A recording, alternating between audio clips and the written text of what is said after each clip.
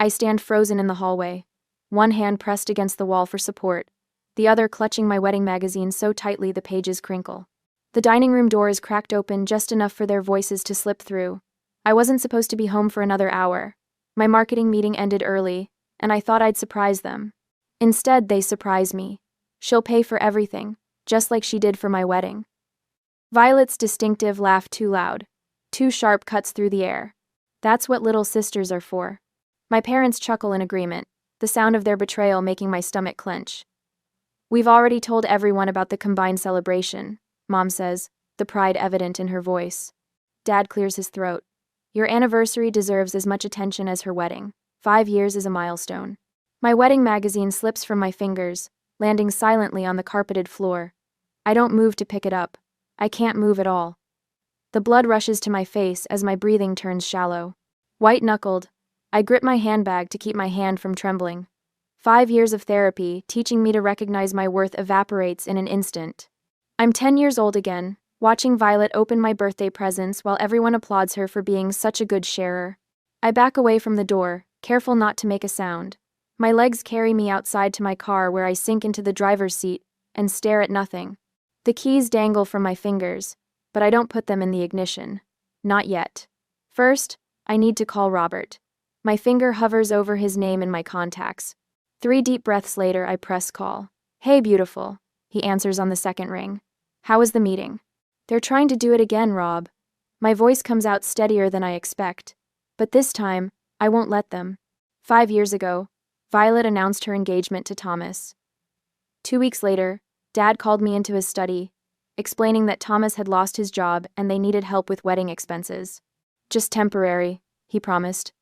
Family comes first, Naomi, he said, his hand heavy on my shoulder. Your sister needs this. Mom stood in the doorway, arms crossed. If you really loved your sister. I handed over my entire savings account. $15,000. My education fund.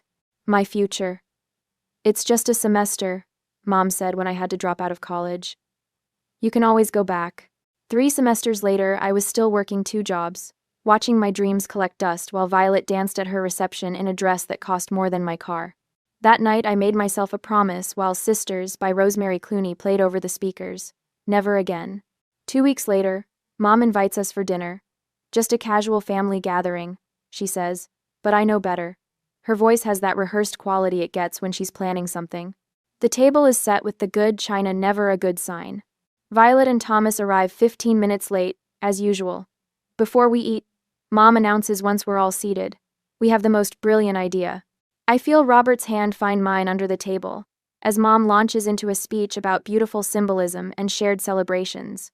We thought, she continues, beaming, that we could combine Naomi's wedding with Violet and Thomas's 5th anniversary celebration.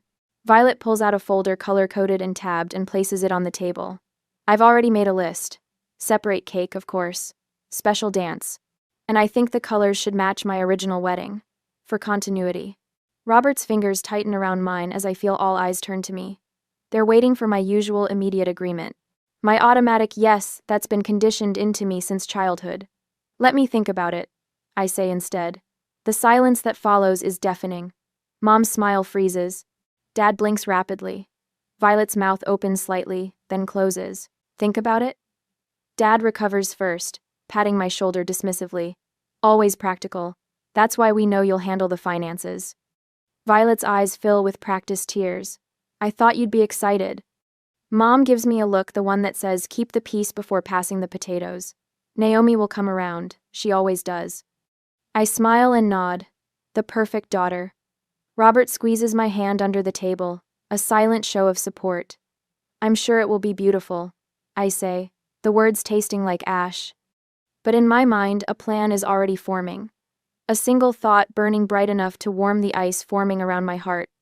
Never again. Have you ever smiled and nodded while silently planning your escape? Share your thoughts in the comments below. That night, I said I would sleep over to take some things left and to check what other plans my family is hiding from me. The family computer screen glows in the dim light of Dad's study as I scroll through Mom's email. I shouldn't be here, shouldn't be doing this. But Robert's words echo in my head. Trust your instincts, Naomi. Something doesn't add up. My breath catches when I see it, An email chain between Mom and Violet with the subject line "Vendor Payments, Naomi." I click, heart hammering against my ribs. "Don't worry about the deposits," Mom wrote. "James and I have assured everyone that Naomi will cover all expenses once contracts are finalized." My fingers tremble on the mouse. I click through more emails, each one another nail in the coffin of my trust. Screenshots of venue options, catering menus, DJ packages. All with notes about how the bride will be handling payment. A notification pings on Mom's tablet still logged into her Amazon account. I tap it without thinking and freeze. There, in high-definition color, is a wedding dress. Not my dress, a second dress, ordered 3 days ago. The confirmation email shows my credit card number. "I need your bathroom." I text Robert, our code for urgent calls. He answers immediately. "What happened?" "They've been planning this for months." My voice sounds hollow even to myself. "Violet used my credit card to buy another wedding dress, one that matches her vision." 4. "That's credit card fraud," Robert says, his usually calm voice tight with anger. "There's more." I switch to speaker and open the banking app on my phone. Remember those deposits I couldn't account for last month? They weren't deposits. They were withdrawals labeled as deposits, for wedding expenses. "My parents got a call last week," Robert says after a pause. "Someone claiming to be your wedding coordinator said you wanted a simple ceremony and didn't need their contribution." The pieces click together with sickening clarity. I minimize the email and notice an Excel file on the desktop labeled W+A Budget Final. I shouldn't open it, but I do anyway. The spreadsheet appears, meticulously organized with color-coded tabs. I click through them, my stomach dropping further with each page. Venue, $22,000. Catering, $15,000. Entertainment, $8,000. Flowers, $7,000. Photography, $6,000. Dresses, plural, $5,000. At the bottom, a final sum, $63,000. With a note in Violet's distinctive purple font, "Naomi's responsibility." I lean back in Dad's chair, suddenly dizzy. The family photo on his desk, Mom, Dad, Violet, and me at her wedding, seems to mock me now. I was smiling in that picture, having just signed away my education fund. While searching for more evidence, I find Mom's journal tucked in the desk drawer. I've never invaded her privacy like this before, but I'm past caring. I flip to recent entries. "Naomi's always been the responsible one," she wrote just last week. "She'll understand this is for family." So, the same day Dad claimed financial hardship, a receipt from Pine Hills Golf Club shows his $5,000 membership renewal. I take screenshots and forward all messages to my chat. Tomorrow I will start dealing with them thoroughly. My phone buzzes in the morning while I am at office. A text from Jessica, my oldest friend who works at an event planning company. "Call me as soon as possible. Violet just contacted us claiming to be handling arrangements for your wedding." I forward her the spreadsheet before calling. Her outrage validates what I already know: this isn't normal family behavior. "They're gaslighting you," she says bluntly. "This is financial abuse." Later that evening, Robert's sister Emily visits our apartment. Unlike me, she successfully escaped her own controlling family years ago. "The problem isn't just Violet," Emily explains as we sit at our kitchen table. "Your mother enables everything. Notice the pattern: Violet creates the crisis.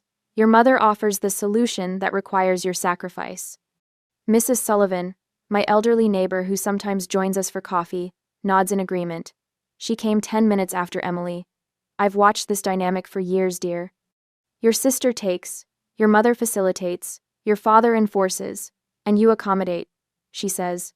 "Not anymore," I say, but my voice wavers. The threats begin the next day. Violet calls about a networking event at her company. "Remember how I helped you get that marketing position?" Her voice drips with sweetness. "Family connections are so important. Speaking of which, have you chosen a venue yet?" Dad mentions the house down payment they might help with if the wedding goes smoothly. Mom casually references Grandma's heart attack while discussing wedding stress. "You know, cardiac issues run in our family." She sighs.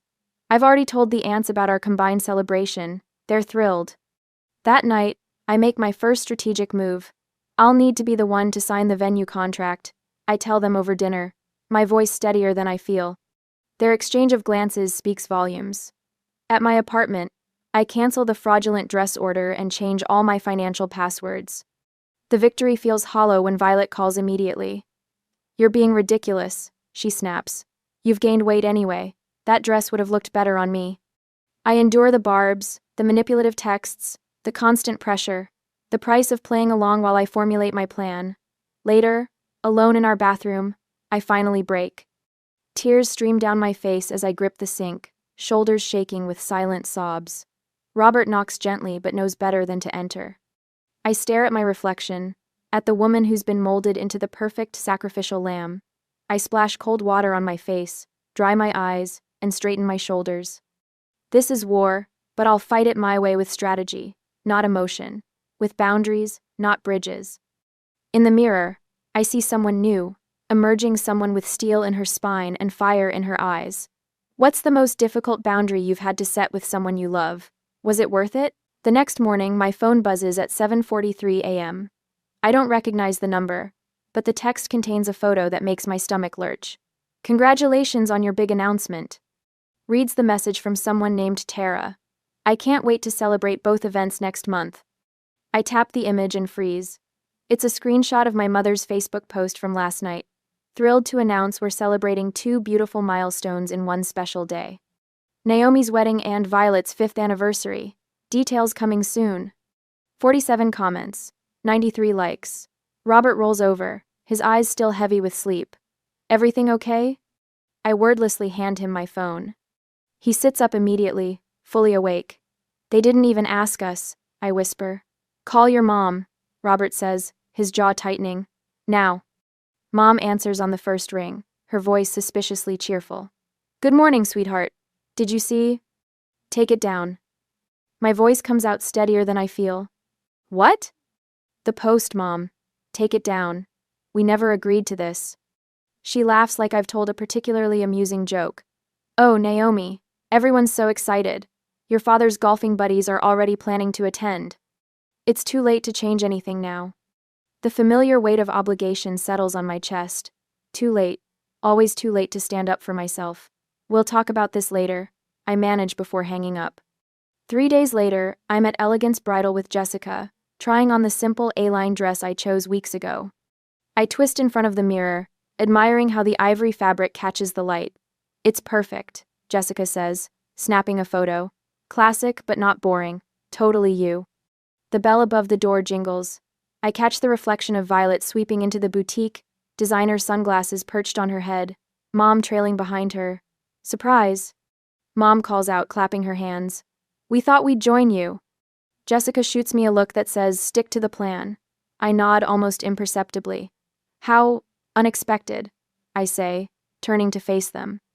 Violet circles me like a predator, her manicured finger tapping against her chin. "It's a bit plain, isn't it?" Nothing like my Vera Wang. She reaches for a glass of complimentary champagne from a nearby table. "But I suppose it suits you." "Go." The boutique owner smiles tightly. "Would you like to see some veils to complete the look?" Before I can answer, Violet's arm jerks, sending a wave of red liquid across the front of my dress. The champagne glass hits the floor with a crash. "Oh no!" Violet gasps, hand flying to her mouth in mock horror. "I'm so clumsy. Thank goodness you haven't purchased it yet."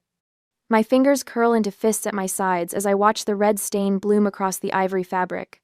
The boutique owner rushes for club soda, but we all know the dress is ruined. Mom pats my arm. "Don't worry, dear. This was clearly meant to be. We'll find something that complements Violet's anniversary dress." 2 hours later, I meet Robert at his office for lunch, my hands still shaking. "They destroyed my dress, Rob. On purpose." Robert's eyes darken. "That's it. No more playing nice." "Dad called this morning while I was at work," I say. "They've scheduled a walkthrough at Rosewood Manor for tomorrow. They expect us to sign the contract right away." Robert takes my hand across the table. Then we go to Plan B. The next afternoon, we stand in Rosewood Manor's grand ballroom. Crystal chandeliers hang from 30-foot ceilings. Floor-to-ceiling windows overlook manicured gardens. It's breathtaking and exactly the kind of extravagant venue I never wanted. "Perfect for your sister's grand entrance," Dad says, clapping the venue manager on the shoulder. "And plenty of room for all 200 guests." 200? I echo. "We agreed on 50. Mom waves dismissively. We couldn't possibly cut the list now. Everyone's already been notified. The venue manager, Mr. Phillips, produces a thick contract. If we could just get signatures and the deposit today, we'll be all set for next month's celebration. Dad pulls out his pen with a flourish. I'll sign first, then Naomi can. Actually, I interrupt, surprising everyone, including myself. My fiancé and I agreed that both our signatures are required on any contract. That's non-negotiable. So, the silence that follows feels electric. What are you talking about? Mom asks, her smile strained. Robert doesn't need to be bothered with these details. It's our wedding, I say quietly. We make decisions together. Violet snorts. Since when do you make decisions at all? I reach into my bag and pull out a folder. Since I discovered these, I place printouts of unauthorized credit card charges on the table. Charges for items I never approved, made with my stored card information. Mom pales. Dad stares at the papers, then at Violet. You told me she agreed to those expenses, he says slowly. Violet's face hardens. She always pays. That's what she does. Something inside me breaks open. Years of silence and accommodation rush out like floodwater. You ruined my college years, I say, my voice surprisingly calm. You're not ruining my wedding day. Mr. Phillips clears his throat uncomfortably. Perhaps I should give you a moment. No need, I say, reaching for the contract. I'd like to review the terms. Dad tries to intercept. Naomi, be reasonable. I've learned that true family respects boundaries. I meet his gaze steadily. Sign if you want to. I'll cover $6,000 for the deposit. The remaining $57,000 is your responsibility. Violet's face contorts. You can't do this, we've told everyone. You've always been the reliable one, the responsible one. I still am, I say. I'm just being responsible to myself for once. Dad looks from me to the contract, then back again. Something shifts in his expression surprise, perhaps even a flicker of respect. He signs his name with less flourish than before. That evening, Jessica calls with news. I found the perfect spot for the real ceremony. Small chapel by the lake, available the weekend before. And Robert's parents offered their lake house for the reception, I tell her, feeling a surprising lightness in my chest. How much was the deposit again? Jessica asks. $6,000. That's a lot of money to walk away from. I think about years of giving in, of putting everyone else first. It's my freedom fee, I say, worth every penny. Later, Robert and I sit cross-legged on our apartment floor, surrounded by plans for our real wedding, the one only our closest friends will attend. I'm proud of you, Robert says, pressing a kiss to my forehead. I pick up a pair of scissors from the coffee table and hold them up to a strand of my hair, the long, straight style my mother always insisted was most flattering. What do you think? I ask. Time for a change? Robert grins. Absolutely. The scissors make a satisfying snip. Dark strands fall to the floor around me. With each cut, I feel lighter. For the first time, I say, watching my reflection change in the window, I'm not just their daughter or Violet's sister. I'm choosing to be me. After my impromptu haircut, I try on the simple white sundress we ordered online. No train, no beading, no cathedral veil. Just clean lines and comfortable fabric. This feels like me, I whisper. Not their version of me. Later, Jessica arrives with a detailed timeline tucked under her arm. Decoy wedding at Rosewood, real wedding at the chapel. I've mapped it down to 15-minute increments. Emily, Robert's sister, brings a legal folder. My friend at the firm confirmed it. Since your parents signed the venue contract, they're legally responsible for the bill. Not you. We work into the night creating our escape plan. Every guest, every detail, every contingency accounted for. I can't believe we're really doing this, I say, feeling the first genuine laugh bubble up inside me in months. Mrs. Sullivan stops by with homemade cookies, her eyes crinkling with wisdom. Sometimes the kindest thing is walking away, she says, squeezing my hand. I wish I'd had your courage 50 years ago. The night before the wedding, Violet appears at my apartment unannounced. Her eyes narrow at my newly short hair. The venue called, she says without preamble. They need final payment confirmation. I smile calmly. Everything's been taken care of.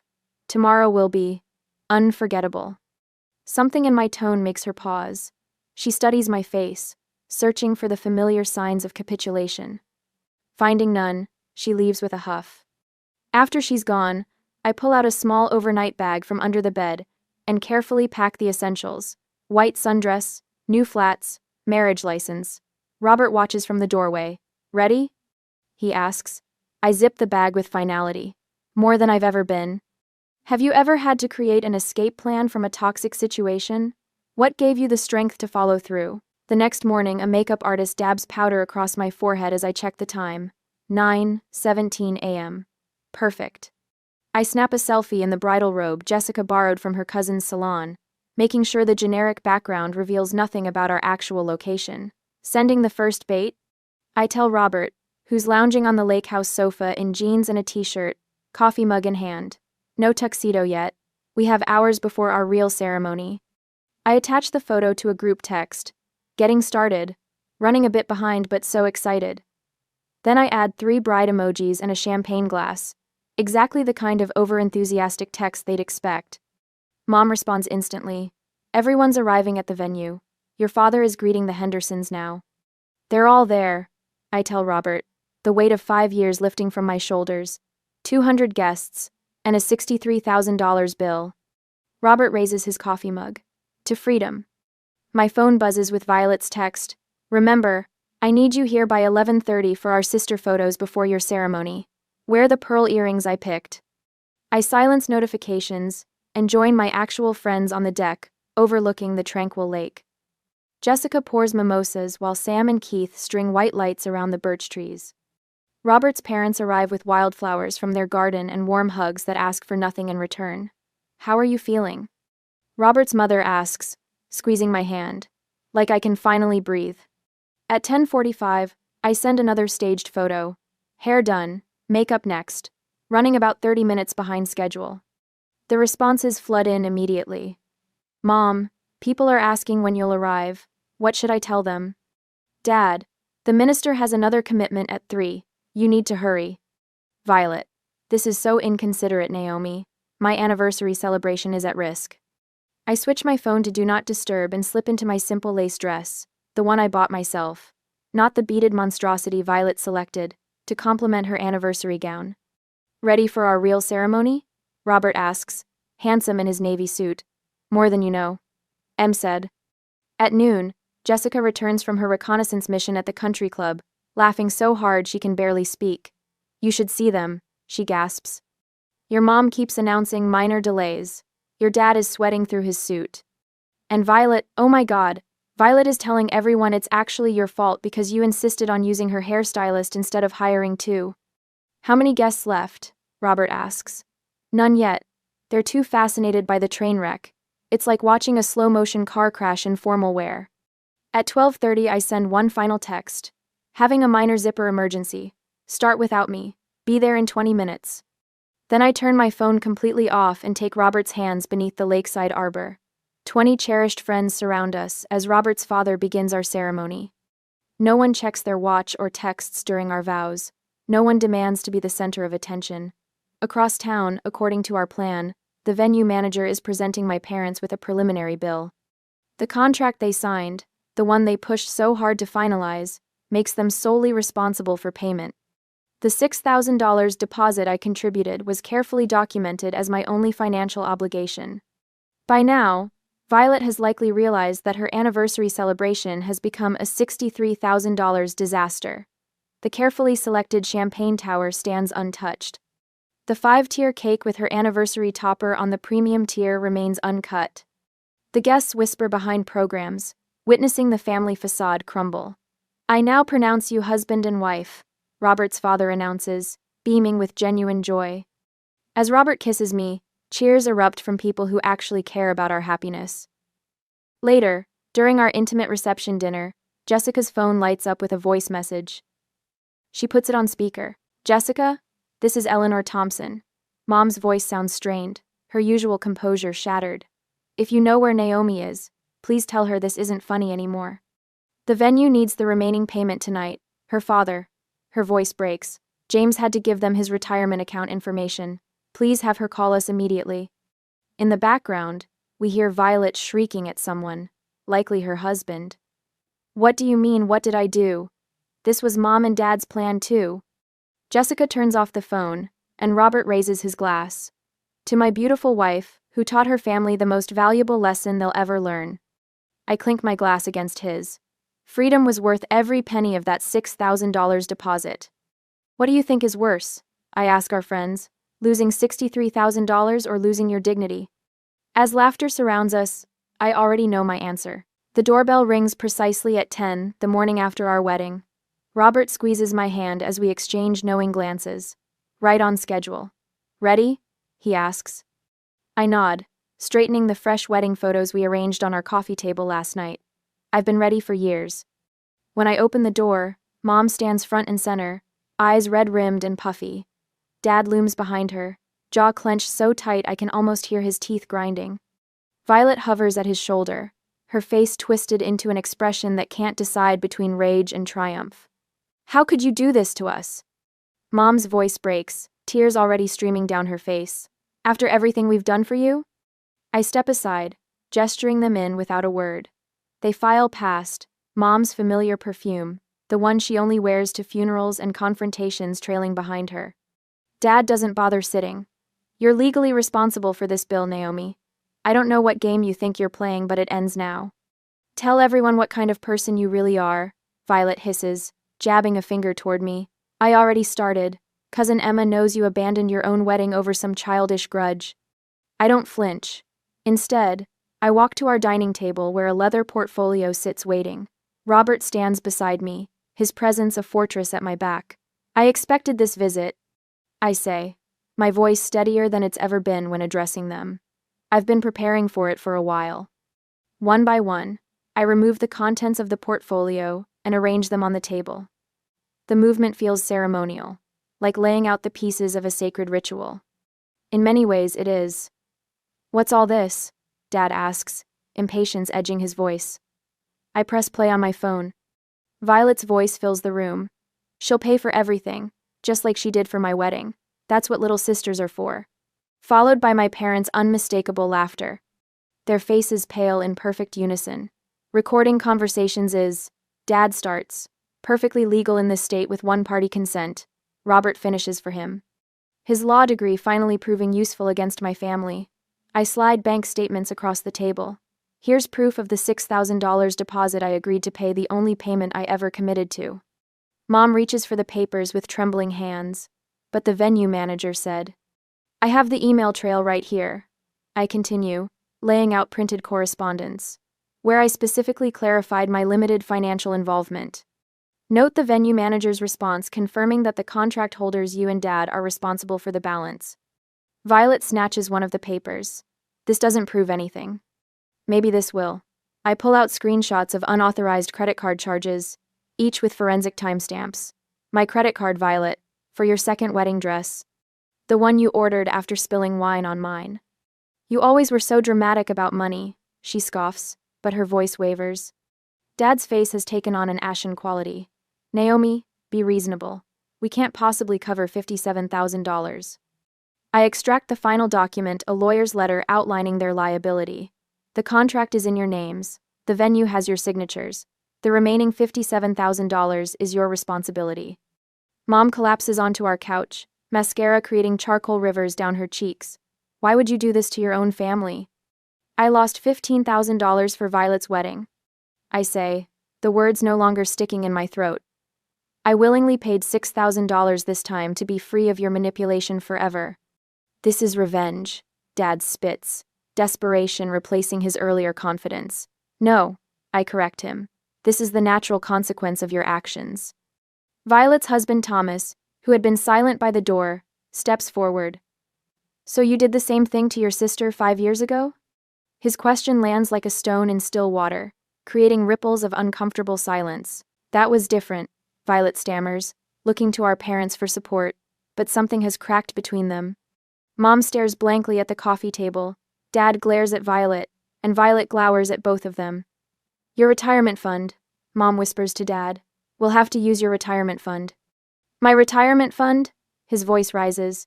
This was your idea in the first place. I walk calmly to the door and open it. You can leave now. My new family is coming over to celebrate. They gather their things in defeated silence. As they shuffle toward the exit, I can't resist one final truth. Consider the $63,000 your investment in my freedom. Violet pauses at the threshold, turning back with an expression I've never seen before, something like respect, tangled with resentment and perhaps a flicker of recognition.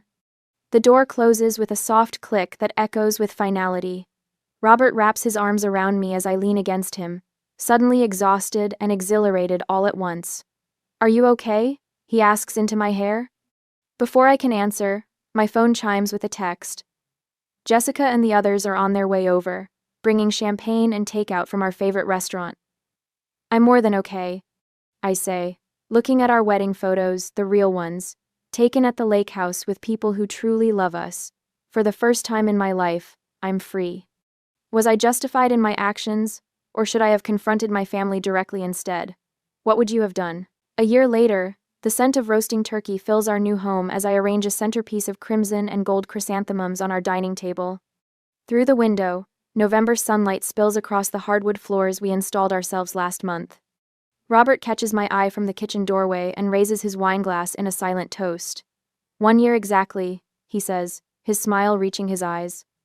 I nod, my chest warm with contentment, rather than the familiar tightness of anxiety.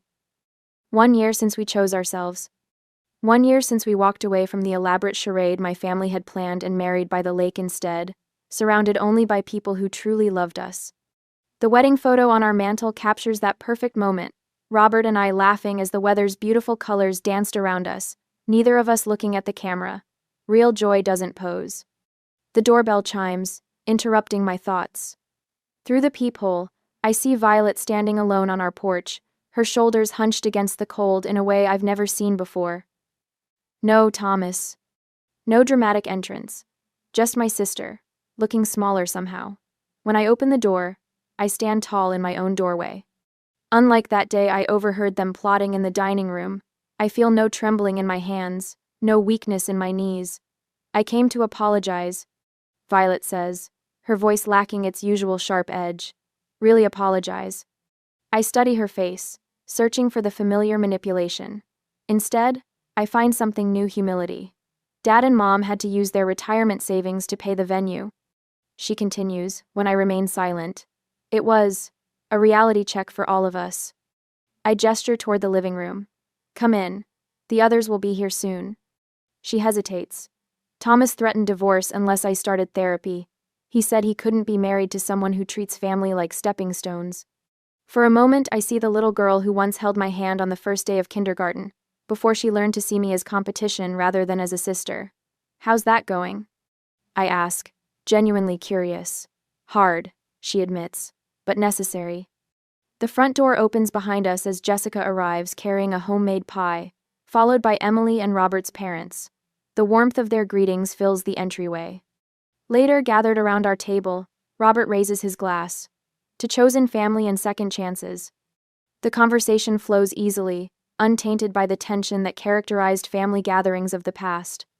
When Emily's college-aged cousin mentions pressure from her parents to change majors, I share what took me years to learn. Sometimes the most loving thing you can do is refuse to be someone's victim. I tell her. Boundaries aren't walls, they're the foundation of healthy relationships. The words feel natural now, not rehearsed. Last month, I began volunteering at the community center, mentoring young women struggling with family expectations. The scholarship fund we created from money saved on our wedding helped 2 of them start college this fall. As evening approaches, most guests depart with warm hugs and promises to return soon. Only Violet remains, helping clear dishes with careful movements.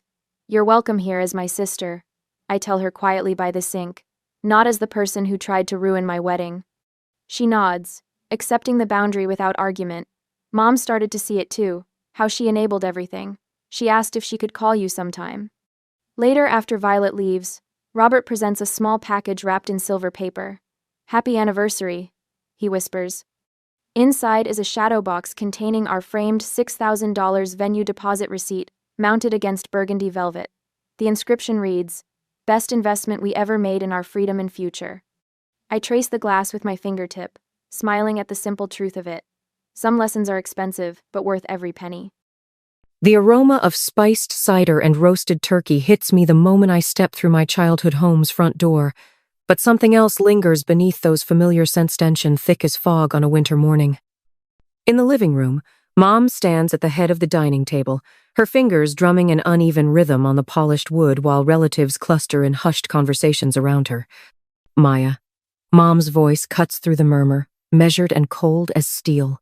We need to discuss the holiday dinner arrangements. My heart stutters. I've heard that tone before. It never leads anywhere good. Sophie and Noah won't be joining us this year, she continues, each word precise and deliberate. We're aiming for a more refined atmosphere. The statement hangs in the air like a slap. Across the room, my brother Ryan's kids squeal with delight as Aunt Sarah showers them with attention. No one suggests they should stay home. My hands grow clammy as I process her words. What exactly do you mean by refined, Mom? She sighs, that familiar sound of disappointment I've heard my entire life. Your children are rather energetic, Maya. Last time Noah knocked over that antique vase. He's 4. I cut in, my voice trembling. And he apologized. We even offered to replace it. I retreat to the kitchen, my sanctuary since childhood, and grip my phone so tight my knuckles whiten. Through the partially closed door, their voices drift in like poison. It's for the best, Mom tells Dad, not bothering to lower her voice. Maya needs to understand that certain standards must be maintained. Ryan's family has always known how to respect our traditions. The boys are so well behaved, Dad agrees. Remember last Christmas? Not a single disruption. A flood of memories crashes over me. Last Christmas, Sophie proudly showing off her new dance moves while my parents stared at their phones. Ryan's oldest son performing the same routine minutes later to their undivided attention and enthusiastic applause. Noah's preschool graduation, marked only by a cursory text message claiming they were too busy that day, while they attended every single one of Ryan's boys' baseball games that same week. The favoritism plays out like a highlight reel in my mind. Extravagant birthday parties for Ryan's kids with mountains of presents, while Sophie and Noah received modest celebrations and practical gifts. My parents front row at every school play for Ryan's boys, but missing Sophie's dance recitals with paper-thin excuses. The way they lavish praise on Ryan's children for basic manners while scrutinizing my kids' every move. Ethan appears in the doorway, his presence steady and grounding. He doesn't speak, doesn't need to. His eyes meet mine, and I see the same fury I'm feeling reflected there. How many nights have we spent discussing this? His gentle suggestions that my parents' behavior was more than just old-fashioned or particular. The careful way he documented every incident, every slight, every financial favor they demanded. The loans they never repaid. The credit card they borrowed for emergencies that somehow turned into shopping sprees. The constant guilt trips about family obligation whenever I question their choices. Maya? Mom's voice breaks through my thoughts. She stands in the doorway, arms crossed. You're being rather dramatic about this. It's one dinner. I meet her gaze, really seeing her for the first time. The carefully styled hair, the expensive sweater bought with money that wasn't hers, the practiced expression of concern that never quite reaches her eyes. No, I say, my voice steadier than I expect. If my children aren't welcome, neither am I. Don't be ridiculous, she snaps. If you can't understand why I understand perfectly. I stand, my chair scraping against the tile. I understand that you've never seen my children as equals to Ryan's. I understand that you've made them feel less than worthy their entire lives. And I understand that I'm done letting you hurt them. Mom's face hardens. If that's how you feel, perhaps it's best if you do stay home. I leave the kitchen, my heels clicking against the hardwood as I pace the long corridor. Each step feels heavier than the last as years of manipulation and control press down on me. At the end of the hall, I stop at the large window overlooking the darkened street. Streetlights cast long shadows across the lawn, and my reflection stares back at me's glistening, jaw set, shoulders straight. My phone weighs heavy in my hand. There's evidence there, years of texts, emails, bank statements, proof of every manipulation, every financial abuse, every emotional betrayal. The question isn't whether to use it, but how. Do I expose everything now, lay bare every cruel calculation and selfish demand? Or do I retreat, regroup, and plan my next move with the same careful precision they've used against me all these years. I touch the cool glass, watching my breath fog the window. Behind me, the sounds of the family gathering continue louder. Conversation, the clinking of glasses. The perfect facade of a happy family built on a foundation of lies and favoritism. Something shifts inside me, the fog clears, and my reflection shows a woman I barely recognize, a stronger, clearer, more determined than I've ever been. Now I just have to decide what to do with that strength. My office chair creaks as I lean closer to my laptop screen, squinting at the latest bank statement. The numbers blur together until I blink, and suddenly they snap into horrible focus. My heart stops. 93, 0. The figure glows accusingly on my screen as I scroll through transaction after transaction. Designer boutiques, high-end restaurants, furniture stores. Each purchase bears my mother's distinctive pattern, the same stores she's bragged about shopping at for years. No, I whisper, but the evidence doesn't disappear. My hands shake as I click through to older statements. There it is, a clear trail of unauthorized charges stretching back months. Years. Each one a betrayal, each one a knife in my back. I hit print, the whir of the machine unnaturally loud in the stillness of my home office. While the pages emerge, I create a new folder on my desktop. Label it Proof. My cursor hovers over the name for a moment before I click, making it real, making it permanent. The phone feels heavy in my hand as I punch in my mother's number. My printed evidence sits beside me like a silent witness. 1 ring, 2, 3. Maya? Her voice carries that familiar note of mild irritation, as if I'm interrupting something important. What is it now? The credit card, Mom. My voice trembles despite my effort to keep it steady. $93,000? A dismissive laugh crackles through the speaker. Oh, that. It's just a card, sweetheart. You know your father and I have some expenses. Expenses? The word comes out sharp enough to cut. You used my card without permission. For years. Don't be dramatic. She sighs, the sound so practiced it might as well be scripted. This is what family does. We support each other. Your brother Ryan understands that. Ryan? I grip the phone tighter. What does Ryan have to do with this? Well, he agrees that family should stick together. He's always been so good about helping us out financially. Her tone turns honeyed, poisonous. Though of course he has those baseball league fees for the boys. My free hand balls into a fist as memories flash through my mind. Ryan's new car last year, the renovation on his house, the lavish parties for his kids, all while my parents racked up debt in my name. This ends now, I tell her, my voice steadier than I feel. I'm canceling the card. Maya Elizabeth Carter, don't you dare. I end the call, my hand shaking as I lower the phone. The room spins slightly as I process what just happened, what I just discovered. My tablet sits on the desk, and I grab it, pulling up my message history with my parents. There it is, all of it. Every guilt trip about family obligation. Every time they dismissed my concerns about money. Every instance of Ryan defending their behavior, his messages dripping with sanctimonious lectures about family duty. The evidence fills my screen, damning and undeniable. I highlight particularly telling passages, my finger trembling slightly as I mark each one.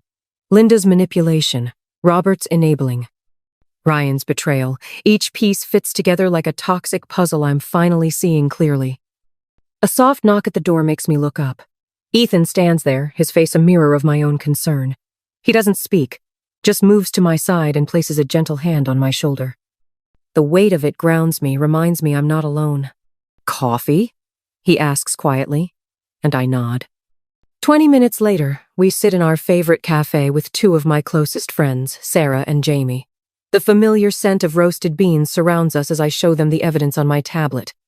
Classic financial abuse, Sarah says softly. She survived her own toxic family dynamic years ago. You have to shut this down, Maya. Jamie nods, her expression fierce. We've got your back. Whatever you need. That evening, I sit at my desk again, my hand hovering over my phone.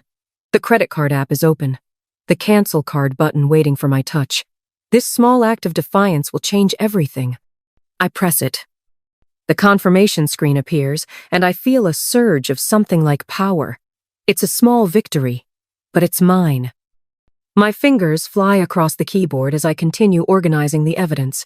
Screenshots, bank statements, emails. Each file gets carefully labeled, dated, annotated. A notification pops up on my phone, a newly discovered folder titled Secrets. My breath catches as I open it. Voice messages, texts, hidden correspondence between my parents discussing their plans to maintain control over my finances, to keep Sophie and Noah at arm's length while lavishing attention on Ryan's children. I stare at the screen, my heart pounding against my ribs. These messages aren't just evidence of financial abuse, they're proof of every suspicion I've ever had about my family's true intentions. The question now is, what do I do with all of it? My phone buzzes for the 10th time today. Another notification from Mom's latest Facebook post. Sometimes the most ungrateful children are the ones you've sacrificed everything for. The comments roll in sympathetic responses from family friends who've known me since childhood. Now TSK skiing at my supposed selfishness. I scroll through the flood of notifications, my jaw clenching tighter with each passive-aggressive jab. Photos from last Christmas appear on my feed, carefully curated moments that paint a picture of family harmony. Mom's caption drips with calculated sweetness. Missing our loving family gatherings. Some people forget the meaning of gratitude. Turn it off, Ethan says quietly, reaching for my phone. His fingers brush mine, steady and warm. You don't need to watch this in real time. I need to know what they're saying. My voice comes out harder than intended. They're trying to destroy my reputation, Ethan. The whole town's eating it up. Through the window, I spot Mrs. Henderson from next door, averting her eyes as she hurries past our house. Just yesterday, she'd been chatting with Mom in the driveway for over an hour, their heads bent together like schoolgirls sharing secrets. The familiar weight settles in my chest, that mixture of rage and helplessness I've carried since childhood. But this time, something else rises with it, something that feels like steel in my spine. I'm done, I say, standing so abruptly my chair scrapes against the floor. I'm done letting them control the narrative. I grab my purse and car keys. Ethan doesn't ask where I'm going, already knows. The drive to my parents' house takes 7 minutes. Each turn of the wheel feels like clicking another piece into place. The family dinner is in full swing when I arrive. Through the dining room window, I see them arranged around the table like a Norman Rockwell painting. Mom at the head, Dad to her right, Ryan and his perfect family filling out the rest of the seats. The empty chairs where my children should be stand like accusations. The door isn't locked. It never is during family gatherings. Keeping up. Appearances matters more than security in this house. The sound of laughter and clinking cutlery cuts off as I step into the dining room. Maya? Mom's voice carries that familiar note of manufactured concern. We weren't expecting. No, you weren't. My voice comes out clear and steady. You weren't expecting me to show up uninvited. You weren't expecting me to stop playing by your rules. You weren't expecting me to find my voice. Ryan starts to stand, but I hold up my hand. For once, he actually stops. I've spent my entire life trying to earn your love. The words I've rehearsed 1,000 times in my head flow naturally now. I've watched you lavish attention on Ryan's children while treating mine like inconveniences. I've let you manipulate me, shame me, and use me for your own gain. But that ends today. Mom's face hardens. If you're going to cause a scene. A scene? I laugh, and the sound surprises even me. You want to talk about scenes like the scene you're making on social media?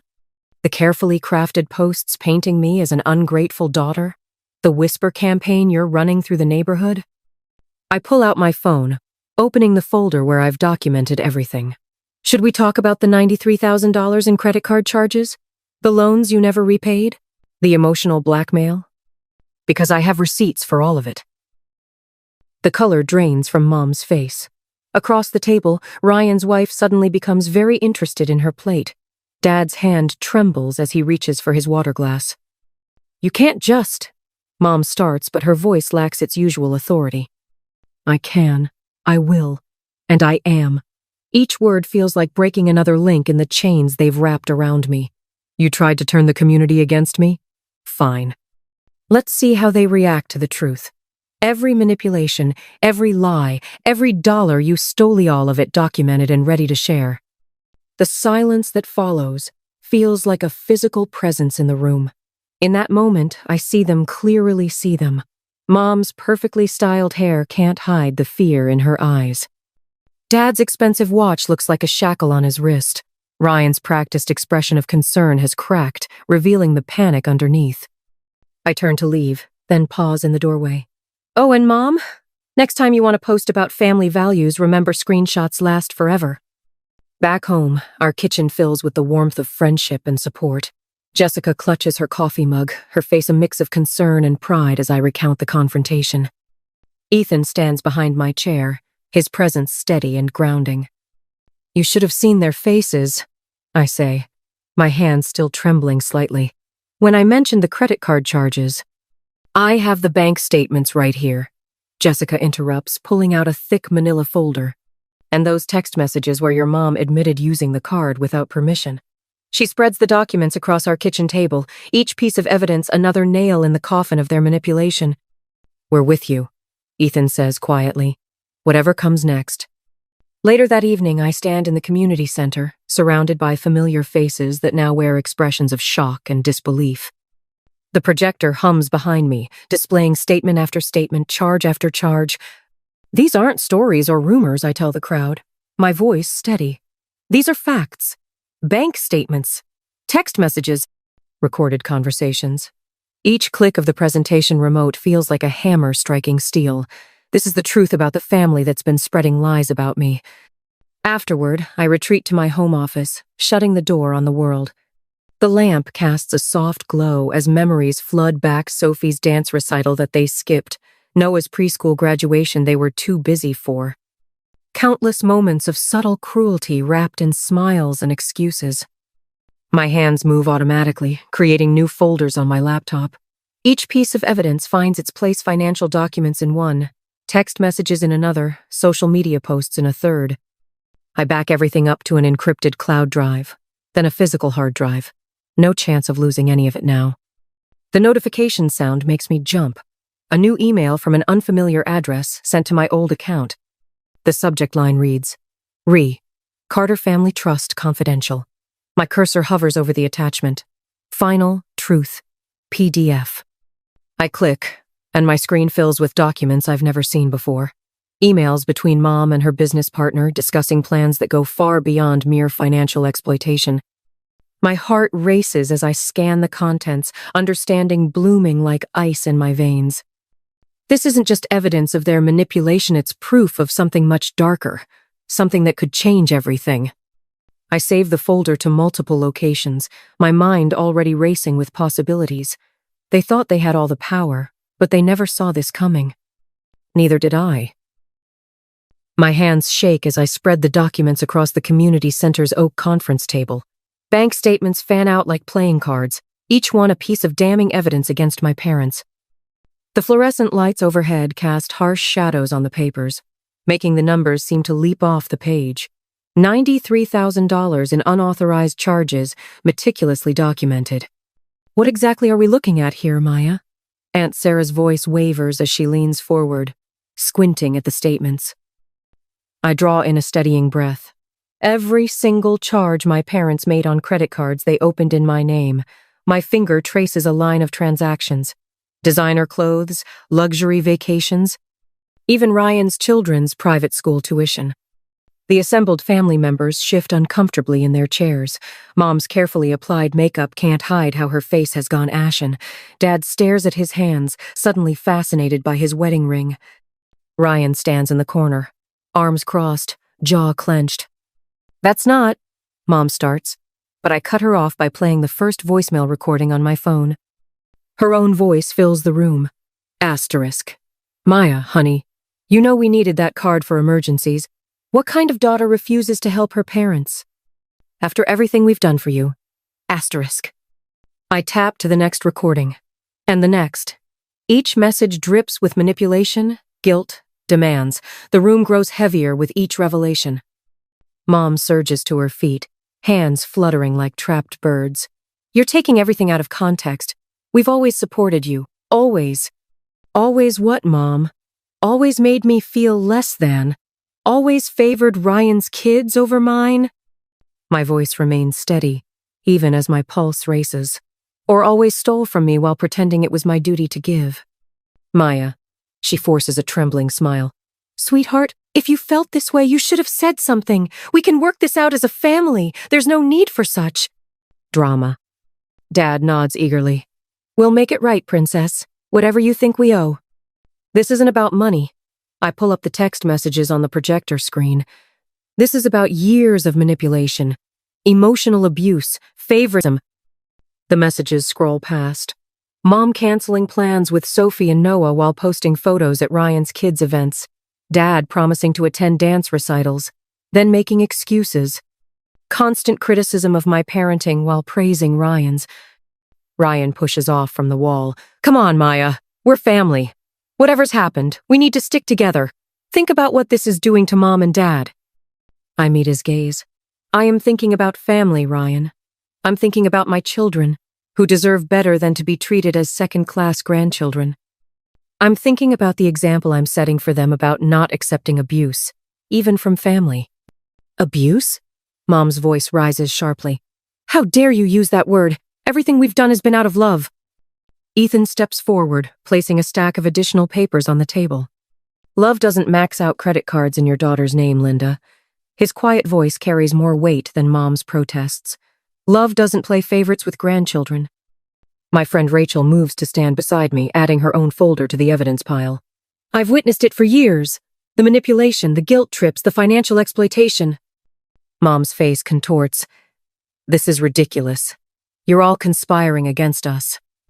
I slide the final document across the table.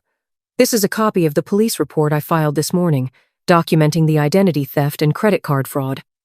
The room goes silent. Even Ryan's constant fidgeting stops. I pick up my phone, finger hovering over a folder labeled Final Secret. The weight of what it contains settles in my chest. Not yet. This revelation can wait until they've fully processed what I've already shared. Maya, Mom whispers, her composure finally cracking. You wouldn't really press charges against your own parents. I gather my documents with steady hands. That's exactly what you never understood, Mom. This isn't about what I would or wouldn't do. This is about what you did, what you chose.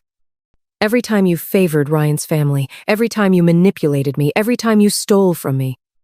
I zip my laptop bag closed, the sound sharp in the stunned silence. The question isn't what I'm willing to do. The question is, what were you willing to do to your own daughter? The room erupts in murmurs as I walk toward the door. Behind me, Mom's protests mix with Dad's placating tone and Ryan's accusations. But for the first time in my life, their voices don't have the power to make me turn back. The Civic Center's fluorescent lights cast harsh shadows across Mom's face as she steps up to the microphone. Her designer blazer, probably purchased with my credit card, is immaculate, her expression a perfect mask of maternal concern. We're deeply worried about our grandchildren, she says, her voice trembling with practiced emotion.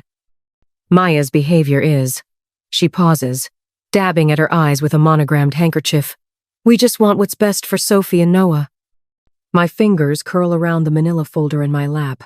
Inside are bank statements, text messages, and recorded conversations, a paper trail of betrayal spanning years. Next to me, Ethan's hand finds mine, his grip steady and warm. As grandparents, we have rights. Dad chimes in, his voice carrying across the packed room. Legal rights that ensure we can maintain a relationship with our grandchildren. Maya needs to understand that her actions have consequences. A murmur ripples through the crowd. I catch fragments of whispered conversations. Such devoted grandparents, and why would any mother deny her children? The community meeting continues as Mom and Dad orchestrate their performance. They've always been good at this, spinning narratives, manipulating perceptions.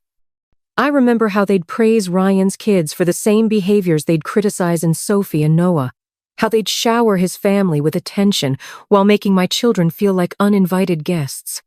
My phone buzzes, another message from their lawyer hinting at the costly battle ahead if I don't see reason.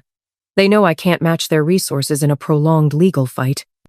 They're counting on it, but they don't know what I know. I stand, my heels clicking against the polished floor as I approach the podium. The folder feels heavier with each step, weighted with years of documented abuse and manipulation. Mom's smile falters as I pass her, a crack in her perfect facade. I'd like to address the claims my parents have made, I say, my voice steadier than expected. The microphone picks up every word as I begin methodically laying out my evidence. First, the bank statements. Over the past 5 years, my parents have made unauthorized charges totaling $93, $427 on credit cards opened in my name. I project the documents onto the screen behind me, each transaction highlighted in damning yellow. Here's a $3,000 charge at Nordstrom. Here's $5,000 for a vacation I never took. Here's $2,500 for furniture I've never seen. Mom's face drains of color as I continue. And here are the text messages. I scroll through screenshots, her own words condemning her. Asterisk. Don't be selfish, Maya. Family takes care of family. Asterisk and asterisk. If you can't help your parents financially, what kind of daughter are you? Asterisk. The room has gone silent.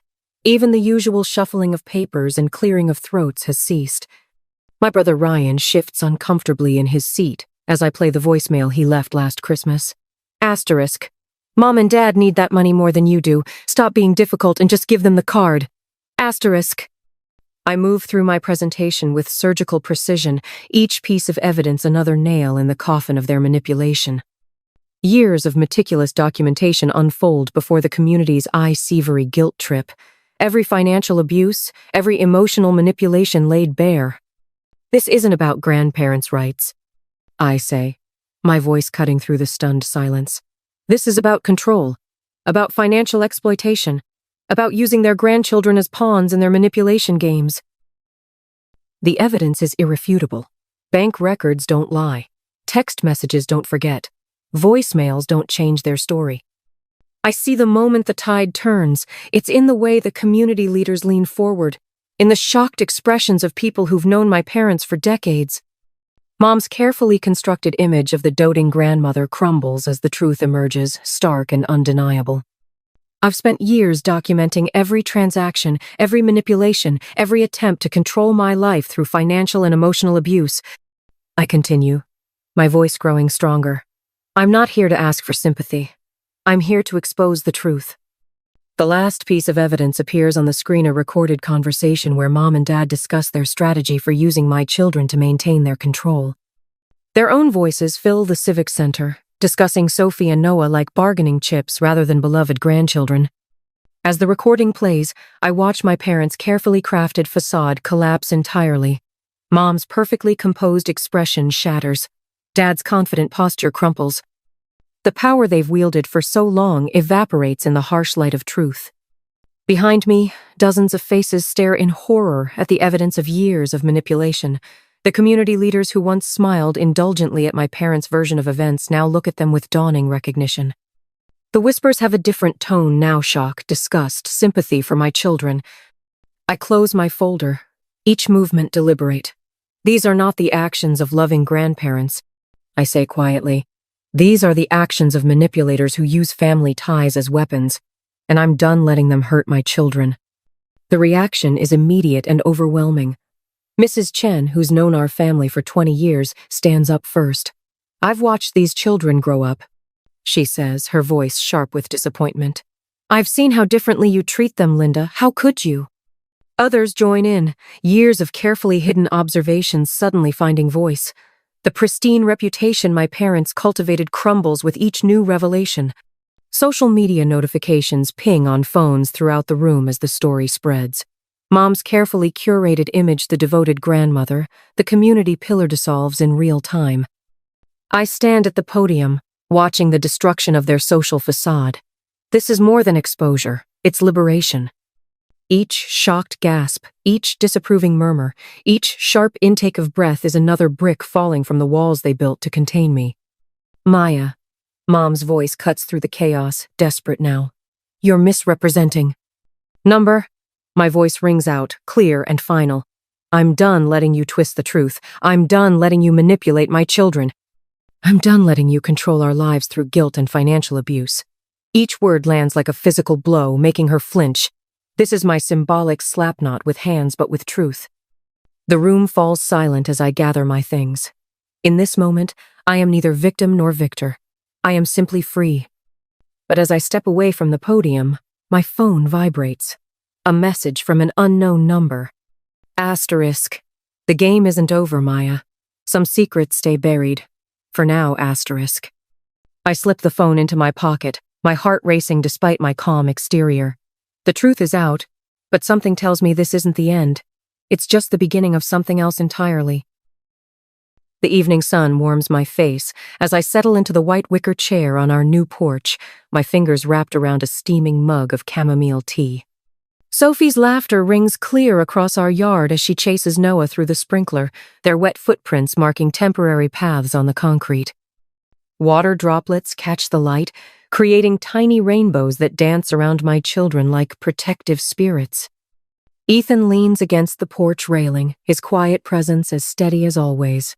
When he catches my eye, his smile holds all the understanding we've built through years of fighting this battle together. He doesn't need to say anything, we both know how far we've come.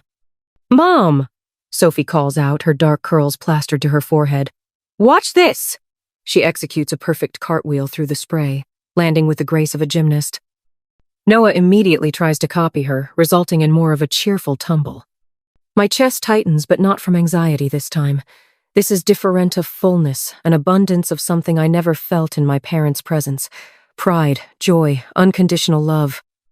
The sprinkler's gentle hiss reminds me of that final confrontation 6 months ago, standing on a different porch, listening to my mother's attempts at manipulation falling like water against stone.